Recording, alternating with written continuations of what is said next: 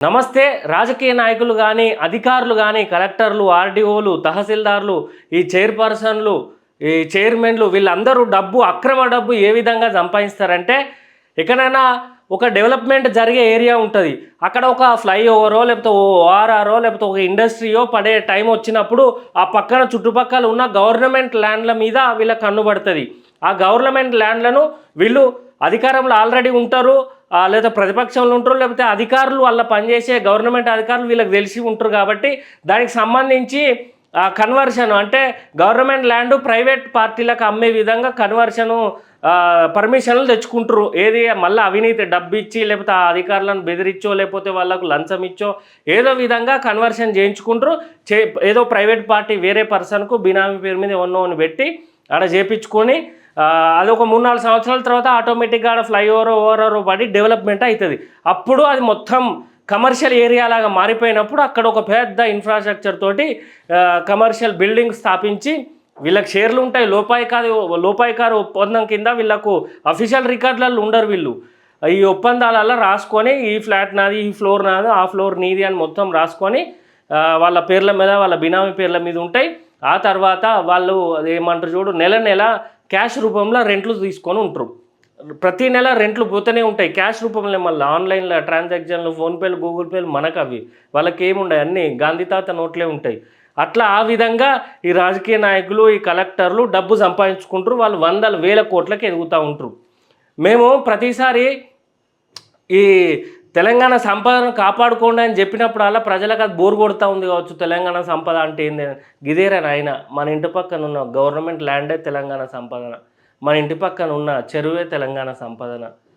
ఈ బాడకవులేమో కోట్లు 100,000 కోట్లు వేసుకొని పోతూ ఉంటే మనం చూసుకొని ఉంటాం. వాడెవడో తెలంగాణ వాడెవడో కాక్రోచ్ జనతా పార్టీ పెట్టిండంటే కథ మనం ఫాలో కొట్టి అసలు ఇన్నేళ్ళు బీజేపీ, కాంగ్రెస్ పార్టీ, ఈ పార్టీ, ఆ పార్టీలను డామినేట్ చేసిపోయింది సోషల్ మీడియాలో. దానికి వత్తాసు పలుకుతారు. కానీ వీటిని కాపాడడానికి మన విద్యార్థుల రాజకీయ పార్టీ సునీల్ అన్న 2023లోనే పార్టీ పెట్టిండు. మనది నిరుద్యోగుల పార్టీ, రైతన్నల కోసం పెట్టిన పార్టీ. ముఖ్యంగా 2023 నిరుద్యోగుల కోసమే చేసినాం మనం. నిరుద్యోగుల ఎన్నికల గుర్తు క్రికెట్ బ్యాట్ గుర్తు అని ఉస్మానియా యూనివర్సిటీ, దిల్సుఖ్ నగరు, అమీర్పేటు, అశోక్ నగరు అన్ని చోట్ల కరపత్రాలు పట్టుకొని తిరిగి, అరే నాయన వాడు మళ్ళీ ముడ్డు మీద అంటారా, వాడు పోతే వీడిని నమ్మకులరా అని చెప్పినాం. ఇది రాసి పెట్టుకున్నాను, వీడియోలు కూడా తీసినాం, మన ఛానళ్ళు ఉంటాయి అవి. మేము ఈయనకు ఛాన్స్ ఇస్తామన్నారు. ఇస్తే చూసిల్లుగా రోజు ధర్నాలు, దీక్షలు చేసుకుంటా ఇప్పటికి ఏజ్లు అయిపోతాయి, కింద మీద పెళ్ళిళ్ళు కాకుండా ఆగమవుతాళ్ళు. చెప్పినాం సోషల్ మీడియాలో వచ్చిన పార్టీ గొప్ప అని నమ్మిళ్ళు. కానీ మన విద్యార్థుల రాజకీయ పార్టీ అదేదో ఉట్టి సెటరికల్ పార్టీ రా నాయన, దానికే అంత ఫాలో అయితే మేము పకడ్బందీగా పార్టీ వ్యవస్థలా నిర్మించి ప్రజల కోసం కొట్లాడుతా అంటే ఎవడన్నోడు ఇంటాండా? ప్రజలకి ఇట్లున్నాక ఇంకేమున్నది?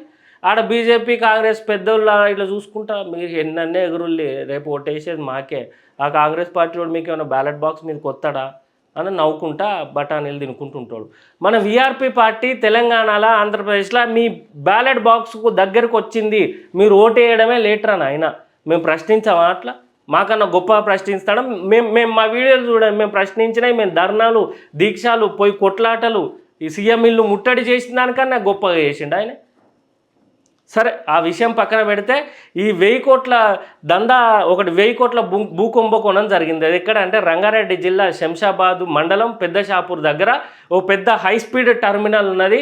దాని చుట్టుపక్కల ఒక పెద్ద బస్ స్టాండ్ రాబోతుంది. దాని పక్కన ఉన్న గవర్నమెంట్ ల్యాండ్ అన్నట్టు. అది రికార్డులలో గవర్నమెంట్ ల్యాండ్ పేరు మీదనే ఉంటుంది. సర్వే నెంబర్ 172, 180 మధ్యలో ఉంటుంది. ఇందులో ఆల్రెడీ 94 ఎకరాలు ఒక ప్రైవేట్ వ్యక్తి కేటాయించేసిళ్ళు, ప్రైవేట్ వ్యక్తికి ఇచ్చేసిళ్ళు, ప్రైవేట్ పార్టీకి.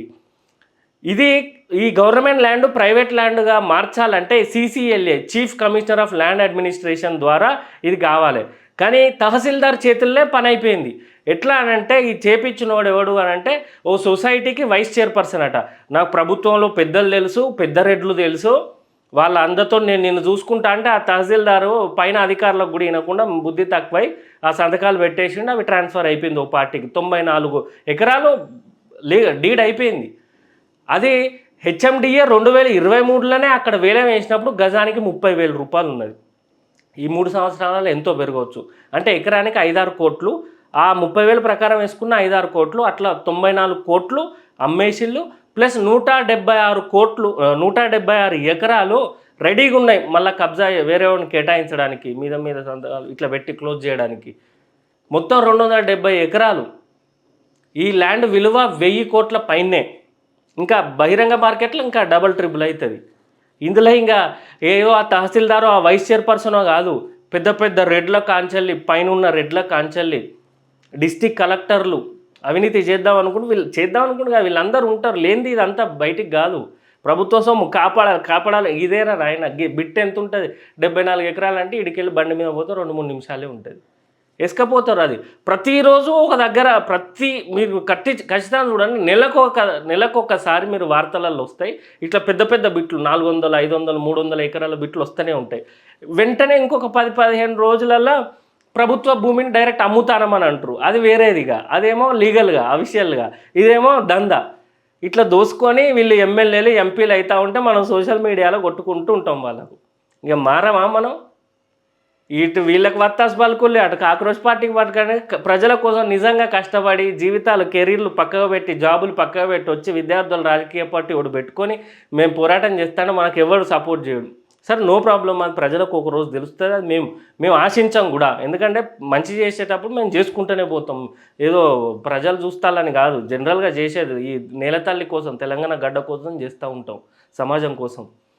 మొన్న ఈ ఫ్యూచర్ సిటీలో 500 ఎకరాలు ఏది ప్రజాప్రతినిధులకు, గవర్నమెంట్ అధికారులకు ఇల్లులు కట్టి అని రేవంత్ రెడ్డి చెప్పిండు. అది నిన్ననే పేపర్లో పడ్డది.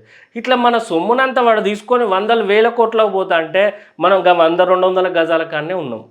ఇప్పటికైనా ప్రజలు అర్థం చేసుకోండి. మనం కొందాం, వాటిని కొడదాం, మనం కూడా అక్రమం చేద్దాం అంటలేను కదా నేను. అరే అక్రమంగా దోసుకుంటాళ్ళు. ఆ శంషాబాద్ ఆ ల్యాండ్ దగ్గరికి మీరు నాతోటి వస్తే, విద్యార్థుల రాజకీయ పార్టీ నాతోటి వస్తే నేను పోయి ఆడ 2 వారాలు మనం వారం టెంట్ వేసుకొని కూర్చుంటే, చూసేదాంట్లో రోజు 20 మంది వచ్చినా కూడా ఆడ నేను టెంట్ వేసుకొని కూర్చుంటే 1000 కోట్లను ఆపొచ్చు మనం. అది మీకు అర్థమవుతుంది. ఆ 20-30 మంది చాలు. మేము పోరాడేది ఆ తక్కువ శక్తి కోసమే. ఆ శక్తితోటి మేము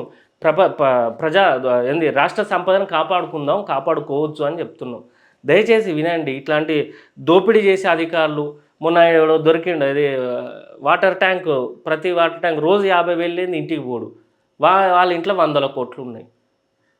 మనం సంపాదించేం లాభం నాయన? మన పిల్లలకు రేపు ఏమి ఇయ్యనప్పుడు ఏముంటాయి? మన పిల్లలు రేపు ఏమన్నా కష్టపడి సైంటిస్ట్ అయ్యో లేదా పెద్ద ఏదైనా అయ్యి సాఫ్ట్వేర్ ఏదైనా అయ్యి డబ్బు ఏదైనా ల్యాండ్ కొనుక్కుందాం అన్నప్పుడు ల్యాండే లేకపోయా. మనోడు అప్పుడు నెలకు ₹1,00,00,000 సంపాదించే టైంలో వీళ్ళు ఆల్రెడీ అప్పుడు నెలకు 1000 కోట్లు, నెలకు 1,200 కోట్లు సంపాదించుకుంటారు. ఆ రెంట్లతోటి ఏమంటారు చూడు, వాటి మార్టిగేజ్ చేసి లేకపోతే వాటి కమర్షియల్ స్పేస్లో ఇంట్రెస్ట్లకి ఏదో చేసి సంపాదించుకుంటారు. దానికి ఉపయోగమే ఉన్నది. ఇప్పుడు మనం కష్టపడి 200 గజాలు కొనుక్కోవడానికి ఒకటే ఉండదు. మనం సంపాదించడం మన జీవితం కాదు. దయచేసి విద్యార్థుల రాజకీయ పార్టీని అర్థం చేసుకొని మాతో కలిసి రాండి. కనీసం సోషల్ మీడియాలోనే కలిసి రాండి నాయన. అప్పుడు ఇట్లా 1000 కోట్లు కుంభకోణాలు ఎన్ని రోజులు, ఎంతమంది, ఎన్ని వేల ఊర్లు కలిసి సంపాదిస్తే 1000 కోట్లు కావాలి. వాడు ఒక్క సంతకంతో వేసేసుకున్నాడు. అట్లా ఎమ్మెల్యేలు, మంత్రులు, ముఖ్యమంత్రి అందరికీ వాటాలు ఉంటాయి. అలా ప్రతి ఒక్కరికి ఈ 270 ఎకరాలు అంటే ఏముంది? ఆ సంతకం పెట్టిన ఆయనకు 10 ఎకరాలు, ఆ వైస్ చైర్మన్ 30 తీసుకుంటాడు, ఆ కలెక్టర్ ఒక 50 దాకా తీసేసుకుంటాడు. ఆ మంత్రులు మంత్రులు ఆ సత్తా ఇది కూడా ఏదో ఇట్లా పేపర్ మీద ఉండదు. పోరాటం చేస్తూనే ఉంటారు వాళ్ళు. ఒక్క ఎకరం పోవద్దు అని చెప్పి. అంత నిద్రమబ్బులు ఉండరు, చాలా యాక్టివ్గా ఉంటారు. ఏదో ప్రెస్ మీట్ ముందుకు వచ్చినప్పుడు ఇట్లా మాట్లాడినట్టే ఉండదు. ఫుల్ ఫోకస్డ్గా, ఫుల్ యాక్టివ్గా ఉండి ఇవ్వని సత్తా ఇప్పుడు ఇద్దరు మంత్రులు ఉన్నారు రంగారెడ్డి జిల్లా అనుకో సపోజ్. ఆ ఇద్దరు మంత్రులు నాకెంత అని ఫుల్ పోటీ పడి కొස්සదాకా పానం పోయి సోషల్ మీడియా బయటకు వచ్చినా కూడా దాన్ని అంతు బట్టి లాక్కుంటారు అన్నట్టు. నీకెంత నాకెంత అనే కాడ కూడా అంత ఈజీగా కాదు సెటిల్మెంట్ కూడా వాళ్ళకు కూడా. అట్లా ఇద్దరు మంత్రులకు పోయినాక పెద్ద మంత్రికి పెద్ద వాటా పోతుంది అన్నట్టు. ఇక అవన్నిటిని మేనేజ్ చేయడానికి రియల్ ఎస్టేట్ కంపెనీలు ఉంటాయి, అన్నీ నడుస్తూ ఉంటాయి. కాబట్టి ఇవన్నీ మనం ఆపకపోతే మనం ఈరోజు సంపాదించి వేస్ట్ అవుతుందని విద్యార్థుల రాజకీయ పార్టీన తరఫున నేను చెప్తాను. మన ఫ్యూచర్, మన పిల్లల భవిష్యత్తు కోసం దయచేసి అర్థం చేసుకోండి. విద్యార్థుల రాజకీయ పార్టీతోటి కలిసి రండి. Thank you.